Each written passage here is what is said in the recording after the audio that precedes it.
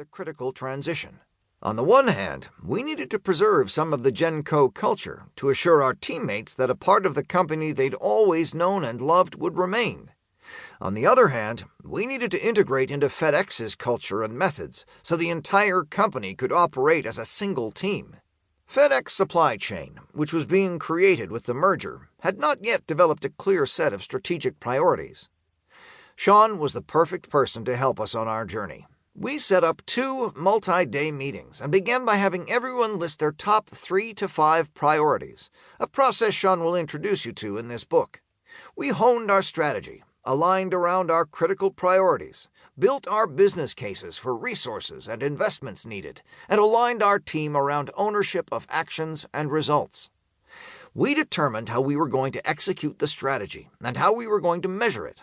The work was instrumental to a successful integration, a cultural transformation, and dynamic growth of the business.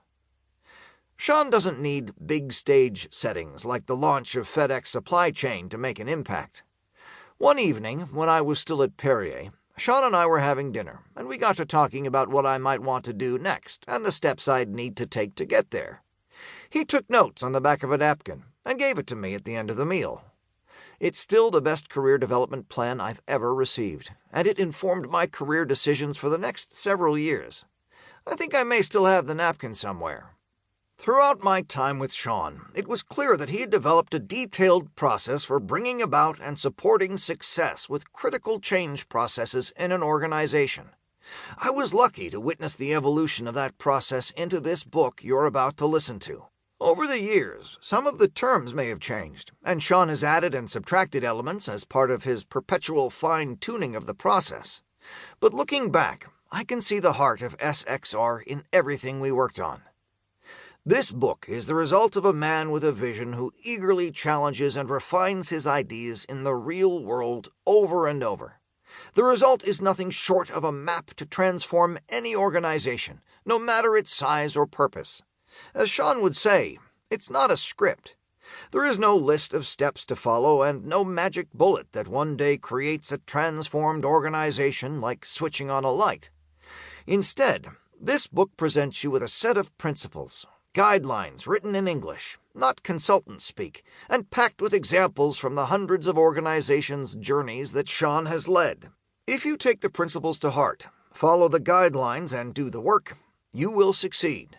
Just as he did a quarter century ago for me at Perrier, he won't teach you what to think or do. He'll teach you how. Art Smuck, CEO, retired, FedEx Supply Chain. Introduction. Good plans, poorly executed. You just spent an ungodly amount of time and/or money to develop your new strategy. You've produced a brilliant document that captures the strategy perfectly. Now take that document, throw it in your desk drawer, and never look at it again. Nobody in his right mind would do that, right? But if the people in your organization or on your team don't understand the strategy and their role in executing it, what's the difference? The core purpose of strategy is to energize and align people in an organization to propel it forward and help it succeed. A successful strategy should both guide and enable people to execute effectively at every level. Unfortunately, organizations far too often do a poor job of translating that energy into the results they want or expect.